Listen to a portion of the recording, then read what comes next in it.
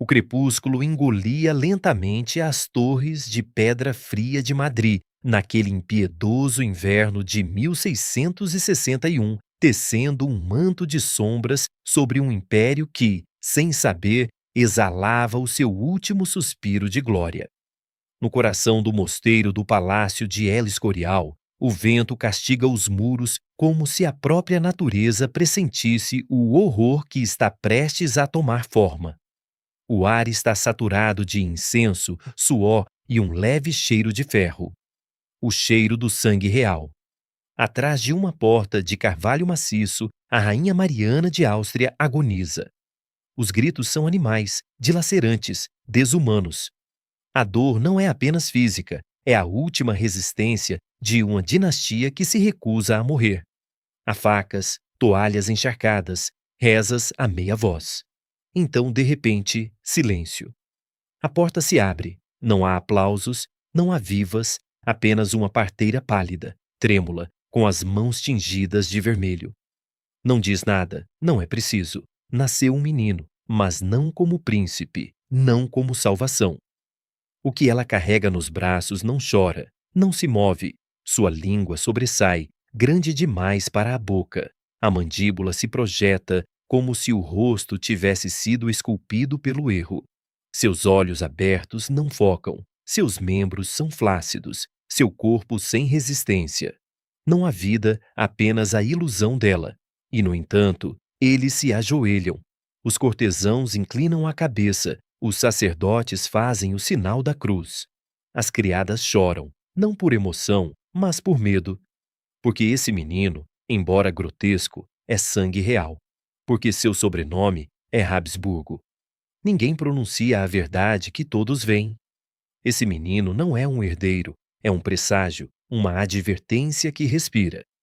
O sangue real, como o chamavam, soava sagrado, majestoso, intocável.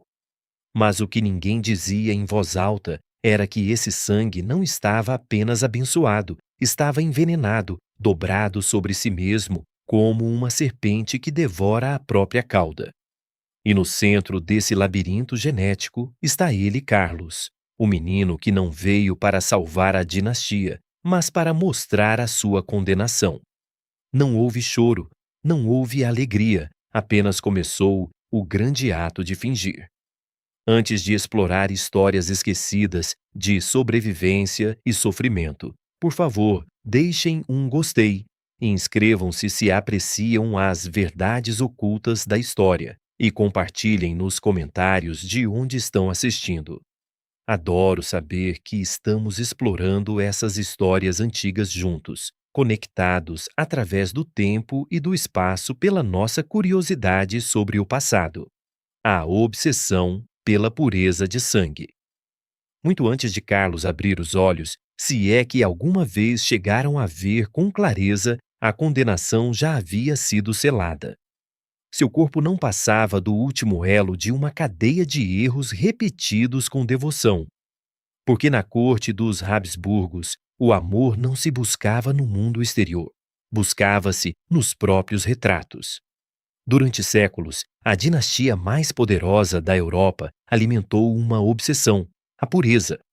A pureza não de alma nem de fé, mas de sangue. Uma ideia que se disfarçava de nobreza, mas que, na realidade, escondia uma neurose genética. Desconfiavam do comum, rejeitavam o alheio, só confiavam em seus próprios reflexos, como se a linhagem pudesse ser protegida encerrando-a num ciclo fechado. Assim, a árvore genealógica dos Habsburgos não se ramificou, ela se curvou. Dobrou-se sobre si mesma como um punho cerrado cheio de ossos quebrados. Joana de Áustria, antepassada direta de Carlos, já era reflexo dessa deformidade herdada. Seu retrato pendurado entre os salões dourados do palácio parecia uma galeria de espelhos quebrados, rostos repetidos, mandíbulas exageradas, olhos fundos. O famoso queixo de Habsburgo não era uma raridade simpática, era um alarme, um sintoma que falava de bocas que não podiam fechar, línguas que impediam a fala, cérebros que não se desenvolviam. Por trás do mármore, o império se decompunha. A taxa de consanguinidade entre os Habsburgos espanhóis havia atingido níveis que, em condições normais, só se vêem entre irmãos. Mas ali não era acidente, era política, casamentos entre tios e sobrinhas, entre primos, irmãos, entre gerações que se fundiam sem pausa. Um jogo de espelhos que acabou refletindo apenas a doença. O teatro do poder. E no meio dessa lógica deformada, nasceu Mariana de Áustria, não como mulher, mas como instrumento. Foi escolhida não por amor nem por aliança, mas pelo mapa genético. Era sobrinha do rei Filipe IV e também sua esposa. Compartilhavam mais DNA do que um pai com sua filha, e quando Mariana engravidou, a corte celebrou um herdeiro, uma promessa, uma continuidade. Mas a semente já estava podre. Dentro do ventre de Mariana não se gestava um salvador. Costurava-se lentamente a última advertência. Desde os primeiros meses de gestação, os rumores começaram a murmurar por trás das tapeçarias. Náuseas extremas, desmaios, mudanças de humor violentas, mas foram ignorados. Sempre se ignorava o incômodo na corte, porque aceitar uma anomalia era aceitar o erro de todo o sistema. Quando chegou o parto, o horror se tornou carne. O menino nasceu sem choro, sua pele era cinza, seus membros moles. O silêncio dos presentes não era respeito, era terror. Os médicos reais repetiram a mentira aprendida. Ele é fraco, mas crescerá com o favor de Deus. E o palácio aceitou, porque a verdade era escandalosa demais para ser pronunciada. Carlos não era simplesmente um menino doente, era a materialização de séculos de soberba. O colapso de uma estirpe que brincou de ser Deus com a genética. Era um erro recoberto de veludo, mas eles não podiam reconhecê-lo. Não diante do povo, não diante do Vaticano, não diante dos inimigos que esperavam qualquer sinal de fraqueza. Assim, construiu-se o teatro, ergueu-se o cenário, pintou-se o sorriso, vestiram-no com miniaturas de armadura, penduraram-lhe medalhas, ensinaram-no a segurar um cetro, mesmo que sua mão não pudesse se fechar. Sentaram-no em um trono, mesmo que suas costas não pudessem se sustentar. Foi chamado de Sua Majestade Católica. O contraste dos impérios. Versalhes e o Escorial. Adição. Enquanto Carlos balbuciava nos corredores lúgubres do Escorial, o resto da Europa não estava parado, estava assistindo. A geopolítica não tem pena de corpos doentes. Em Paris, o sol parecia brilhar exclusivamente para Luís XIV. O Rei Sol transformava Versalhes em um epicentro de cultura, luz, moda e poder absoluto. A França exalava vigor, os seus exércitos marchavam com precisão e os seus diplomatas teciam redes de influência implacáveis. Em Viena, o imperador Leopoldo I, também parente, consolidava as suas fronteiras e olhava para Madrid com a fome de um abutre, esperando a queda de um gigante. O contraste era humilhante e mortal. A corte espanhola, outrora a mais temida do globo, aquela onde o sol nunca se punha, havia se tornado uma enfermaria dourada. Os embaixadores estrangeiros que visitavam Madrid não escreviam relatórios sobre táticas militares ou finanças vibrantes. Escreviam obituários antecipados. Nas suas cartas secretas enviadas a Paris e a Londres, descreviam o rei de Espanha com um fascínio mórbido. Detalhavam como ele tropeçava nos próprios pés, como a coroa parecia pesada demais para a sua cabeça frágil, e como os grandes nobres do reino passavam mais tempo debatendo remédios absurdos do que estratégias navais. A Espanha havia se tornado refém de uma biologia estragada, e os lobos da Europa sabiam que era apenas uma questão de tempo até que o rebanho ficasse sem pastor. Um símbolo frágil. Embora não pudesse falar de fora, A Espanha continuava parecendo um império, mas por dentro já começava a cheirar a confinamento, a medo, a carne que apodrece sem que ninguém ouse olhar. Nos corredores, os nobres começavam a sussurrar. Alguns falavam em maldição, outros em castigo divino, mas muito poucos apontavam a verdade. Não havia bruxas, não havia demônios, só havia cromossomos duplicados e orgulho ancestral. Carlos era uma profecia feita carne. Não tinha voz, mas seu corpo falava. Cada tropeço, cada olhar vazio, cada baba que escapava pelo canto da boca era um lembrete. A Casa de Áustria não precisava de inimigos externos. Havia se destruído sozinha. Desde o seu nascimento, Carlos foi mais um símbolo do que um ser humano. Um emblema frágil, sustentado por mãos trêmulas, envolto em promessas vazias. O império inteiro, gigantesco e desgastado, girava em torno de seu corpo quebrado, como se a ficção pudesse sustentar a realidade. Sua infância foi uma coreografia de silêncios incômodos. Cada marco que ele não cumpria, o balbucio que não chegava, os passos que não dava, o olhar que nunca focava era dissimulado sob orações, incenso e tinta dourada. Quando aos 5 anos deu seus primeiros passos, cambaleantes e desajeitados como os de um velho moribundo, celebrou-se como se tivesse conquistado um continente, mas dentro do palácio, os muros sabiam a verdade. Carlos não conseguia comer sem engasgar. Sua língua, inchada e arroxeada, dificultava a fala e a deglutição. O pão se convertia em ameaça, a carne em castigo.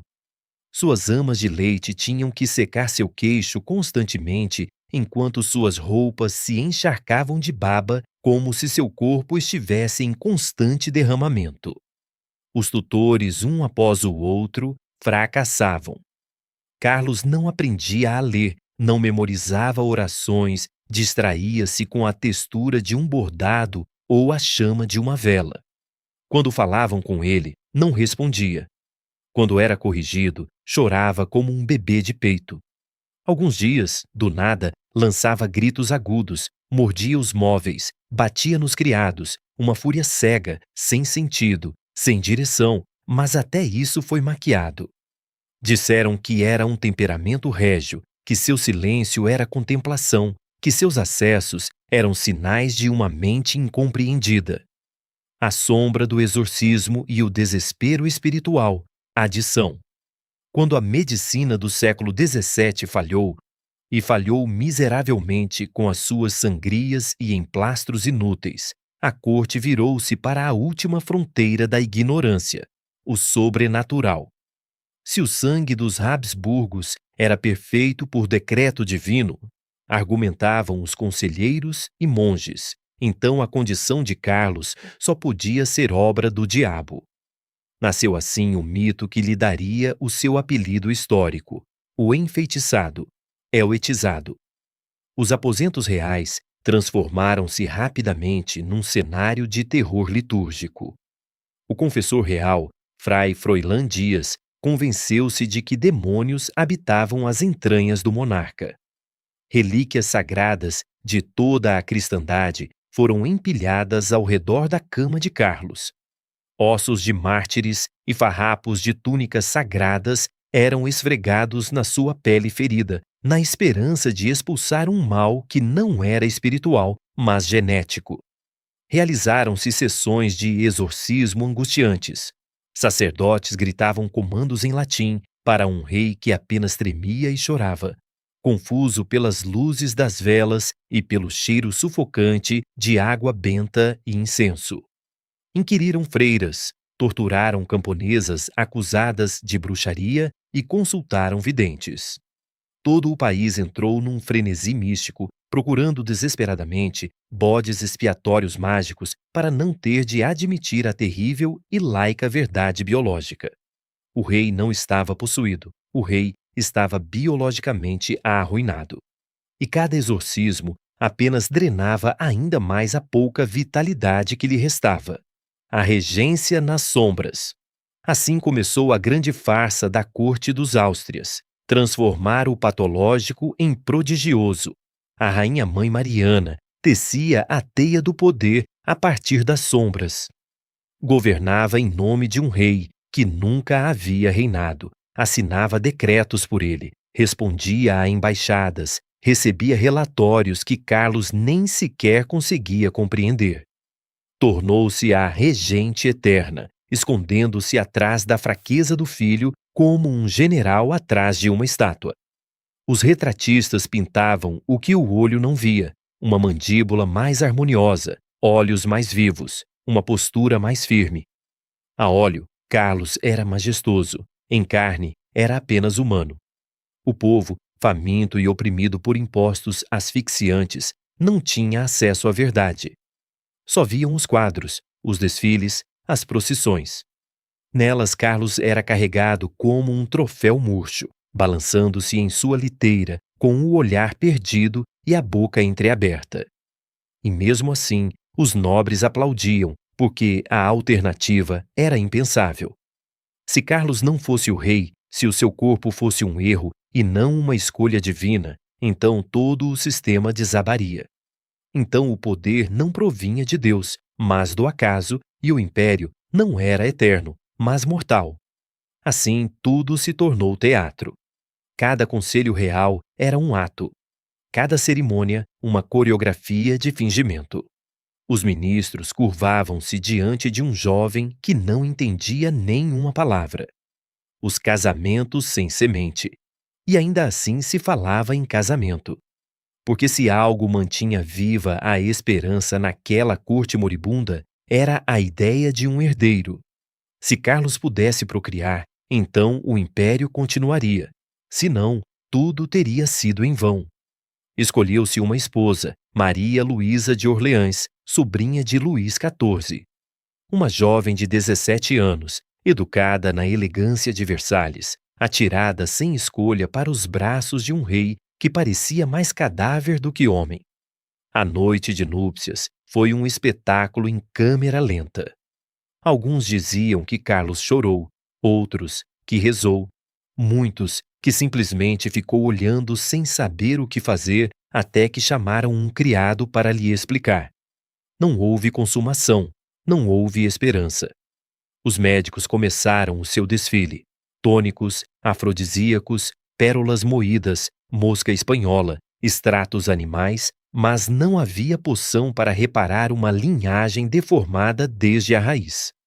Carlos era estéril, um rei sem semente, um final sem possibilidade de continuação. Maria Luísa murchou ao seu lado, parou de comer, parou de falar, morreu aos 26 anos, oficialmente por obstrução intestinal, extraoficialmente por desespero. Carlos gritou diante do seu caixão, arrancou os cabelos, pediu para dormir junto ao corpo dela, disse que voltaria, mas não voltou. E um ano depois, outra esposa foi importada, Maria Ana de Neuburgo, forte, alemã, fértil, segundo a propaganda. Chegou com sacerdotes e parteiras.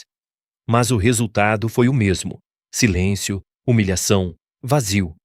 A máquina do poder, no entanto, não parava. Embora o rei esquecesse nomes, embora sua carne se desfizesse lentamente, embora já não conseguisse subir escadas sem desabar, vestiam-no todas as manhãs. Colocavam-lhe a coroa, abriam as portas do trono.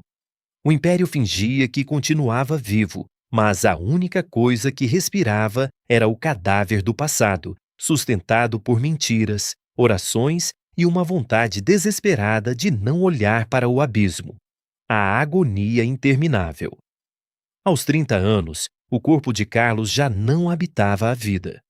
Havia se tornado um objeto cerimonial, vestido, erguido, exposto, mas não presente. Era como uma estátua de sal, sustentada pelo costume, pelo medo, por um passado que não sabia desaparecer. Cada dia repetia-se o mesmo ritual.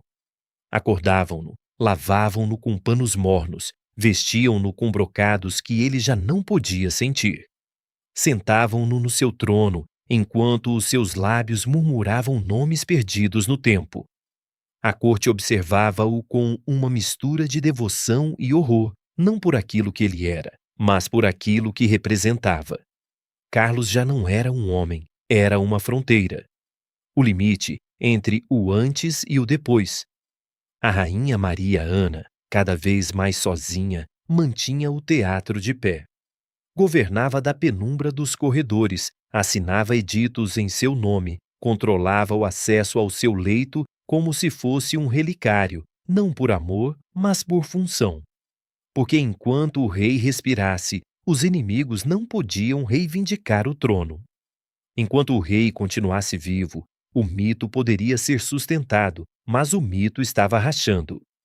Dentro do palácio, o ambiente tornara-se irrespirável, não pelo fedor do corpo doente, com o qual já estavam acostumados, mas pela tensão. Cada dia podia ser o último e com a sua morte viria o caos. Ninguém queria falar sobre isso, mas todos sabiam. Os embaixadores da França e da Áustria espionavam-se nos corredores. Os conselheiros murmuravam em latim entre vitrais e mármore. As cartas voavam seladas com urgência, porque todos sabiam que o que estava em jogo não era apenas a vida de um homem, era a herança de um continente inteiro. Carlos havia escrito testamentos, vários, todos contraditórios, influenciados por facções, pressões, preces. Havia dias em que favorecia a França, outros a Áustria, e no meio os reinos preparavam-se para a tempestade, porque fosse quem fosse o herdeiro, a guerra era inevitável, e enquanto isso o rei ofegava. Seus pulmões se enchiam de líquido, seus pés inchavam como troncos doentes, sua urina cheirava a metal. Sua pele mudava de cor a cada semana, mas nada era tão perturbador quanto seus olhos, cada vez mais vazios, mais distantes, como se tivessem parado de olhar para fora e apenas lembrassem do que um dia foi. Os rituais continuavam. Celebravam-se missas em sua honra, cantavam-se ladainhas aos pés de sua cama, colocavam-se relíquias em suas mãos trêmulas, mas nada mudava. O corpo não reagia, nem a alma respondia. Apenas o silêncio preenchia a sala. Um reinado de espera.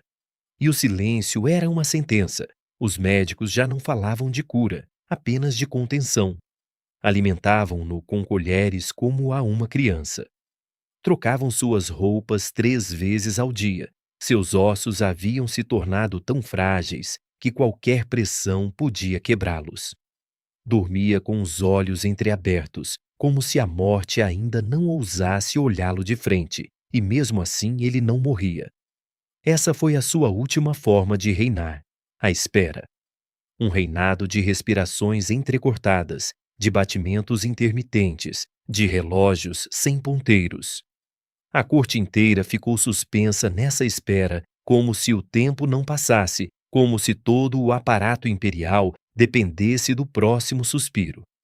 Na cidade, o povo havia deixado de perguntar, já não havia procissões, já não havia aplausos, apenas rumores de que o rei era um morto, que não sabia que havia morrido, que sua alma havia fugido anos atrás, que seu corpo era movido por cordas invisíveis.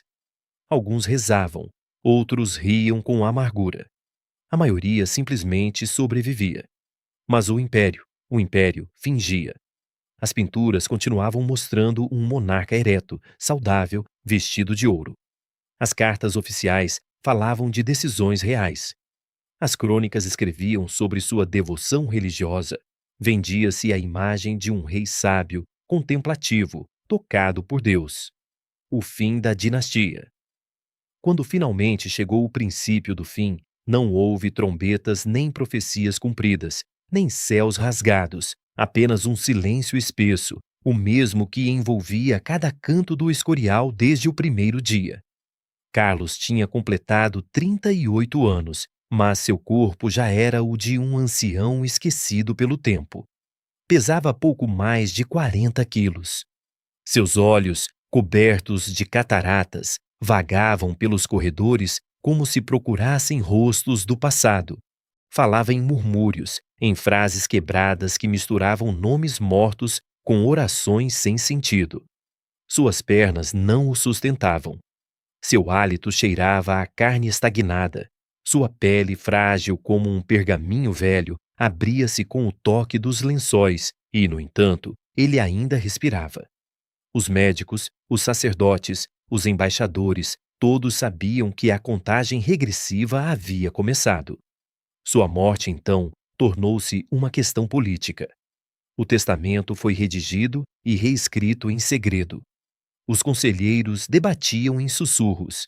A quem Carlos deixaria um império que já não existia senão no papel e nos mapas.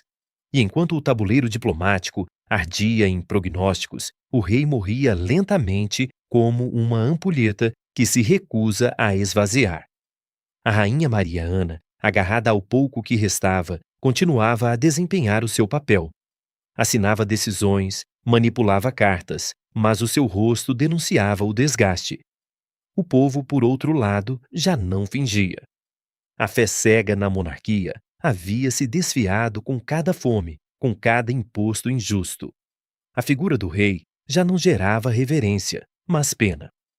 Havia deixado de ser um símbolo divino e tornado-se um espelho. Em seus últimos dias, Carlos foi um corpo cerimonial. Vestiam-no, sentavam-no, mas ele já não entendia. Não deixou filhos, não deixou sucessor legítimo, apenas deixou um buraco, um vazio que sugava todo um continente. Quando exalou pela última vez, foi de madrugada, sem testemunhas públicas, sem palavras memoráveis, apenas um estertor sob os vitrais cobertos, enquanto os criados, exaustos e enlutados, baixavam a cabeça. Uma sentença feita carne. A morte de Carlos II não foi um final, foi uma libertação. Libertação para um corpo que nunca pediu para nascer. Libertação para um império que aguardava há anos por um sinal para desmoronar. Libertação para uma Europa que já tinha as armas prontas. Mas também foi o princípio de algo pior, porque onde morre o mito, começa a luta pelo seu cadáver. Carlos II morreu sozinho, embora rodeado pela corte, incenso e ouro. Morreu sem descendência. Com ele extinguiu-se a Casa de Áustria na Espanha. O que ele deixou para trás não foi um legado de glória, mas de advertência, um corpo reduzido a símbolo, uma dinastia devorada por si mesma, uma linhagem que havia confundido pureza com isolamento e acabou criando monstros em vez de reis. Os médicos que realizaram a sua autópsia ficaram atônitos. O seu coração estava enegrecido, os seus pulmões cheios de líquido, o seu intestino gangrenado, os seus testículos atrofiados, o seu sangue espesso como óleo queimado. Não era um cadáver, era uma sentença feita carne. Não houve filhos que chorassem a sua partida. Não houve pai que o abraçasse, apenas embaixadores que começaram, antes mesmo do seu corpo esfriar, a mover exércitos, a assinar tratados, a reivindicar os restos do império como se fossem peças de xadrez. Assim começou a Guerra da Sucessão Espanhola, um conflito que devastaria a Europa, redesenharia fronteiras e enterraria milhares de vidas sob a ambição de linhagens que ainda não sabiam que estavam condenadas. Mas o mais terrível não foi a guerra. O mais terrível foi que durante quase 4 décadas, milhões de pessoas fingiram que um corpo em ruínas podia ser um rei. E acreditaram nisso não por fé, mas por medo. Porque admitir que Carlos era um erro genético significava admitir que todo o sistema também o era. O verdadeiro legado. O retrato de Carlos II ainda está pendurado nos museus. Nele, aparece digno, com a cabeça erguida, os olhos serenos, o corpo firme, um rei. Uma mentira pintada a óleo.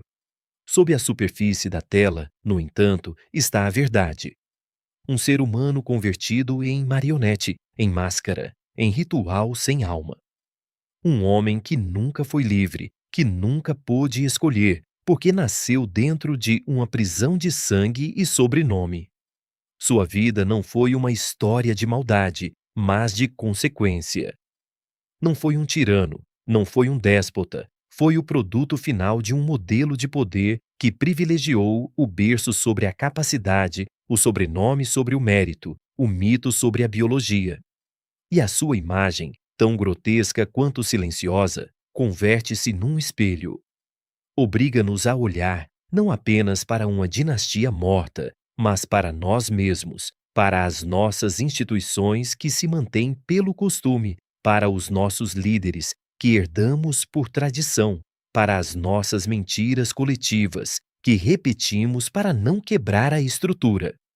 Carlos II não deixou monumentos, não deixou reformas, não deixou progresso, deixou advertências, deixou ossos selados em ouro, deixou a história de um corpo que jamais deveria ter usado uma coroa e de uma corte que preferiu o delírio à verdade, e esse é o seu legado. Um retrato que não embeleza, mas que revela. Um túmulo que não honra, mas que recorda. Um homem que não simboliza a grandeza, mas o preço de ignorar a decadência. A história de Carlos II não termina com a sua morte, porque aquilo que ele representa não foi enterrado com ele. Continua vivo em cada estrutura de poder que se recusa a renovar-se, em cada instituição que prefere a aparência à mudança, em cada legado que se defende por costume e não por justiça. Carlos não destruiu o seu império. O império destruiu a si mesmo e usou o seu corpo como desculpa. Durante anos, a sua decadência foi maquiada. O seu silêncio foi interpretado como sabedoria. A sua dor ocultada atrás de rituais vazios. Organizavam-se missas, banquetes, desfiles, não para celebrar a vida, mas para sustentar uma ilusão, uma mentira tão enraizada que mesmo aqueles que a conheciam a repetiam sem hesitar. E quantas vezes na história não fizemos o mesmo? Quantas vezes não aplaudimos líderes corrompidos por dentro só porque tinham um sobrenome? Quantas vezes não permitimos que o sangue, a casta ou a tradição valessem mais do que a razão ou a compaixão? A história de Carlos II não é apenas uma tragédia monárquica, é um espelho sujo que nos obriga a olhar para o mais profundo do poder, o seu medo de desaparecer. Porque quando uma estrutura é construída sobre a negação da ciência, da saúde, da dignidade, da verdade, o colapso não é uma possibilidade, é um destino. Carlos foi coroado rei, mas viveu como símbolo e morreu como advertência. Agora, a pergunta é: quantos mais precisaremos antes de ouvir o que a história já gritou em silêncio? Compartilhem esta história, comentem o que pensam, porque só enfrentando o passado sem adornos poderemos evitar repetir a sua pior herança. Vamos assistir ao vídeo juntos e deixe seu comentário sobre o que você achou. Inscreva-se no canal para acompanhar os próximos vídeos.